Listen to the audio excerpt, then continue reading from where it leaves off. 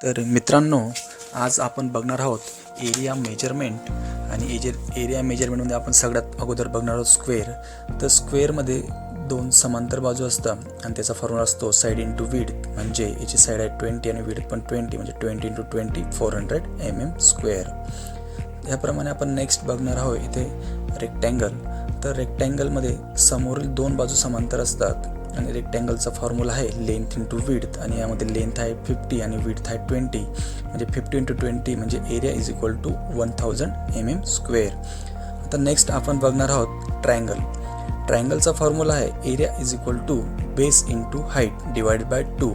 यामध्ये बेस याचा 50 आहे आणि हाईट याची 20 आहे. त्याच्यामुळे आपण 50 इंटू 20 डिवाइड बाय 2 केल्यानंतर त्याचा एरिया येतो 500 mm स्क्वेअर. त्यानंतर नेक्स्ट आहे ट्रॅपेझॉइड. ट्रॅपेझॉइडमध्ये आपण एरिया कॅल्क्युलेट करताना सम ऑफ टू पॅरलल साईड्स म्हणजे समोरासमोर बाजूची बेरीज डिवाइड बाय 2 इंटू हाईट म्हणजेच 50 + 30 डिवाइड बाय 2 इंटू 20 म्हणजे 800 mm स्क्वेअर. नेक्स्ट बघणार आपण सर्कल. सर्कलचा एरियाचा फॉर्म्युला आहे पाय इंटू रेडियस स्क्वेअर. म्हणजे पाय आणि याची रेडियस आहे 20 म्हणजे पाय इंटू 20 स्क्वेअर म्हणजे A is equal to 1256 mm square. Thank you.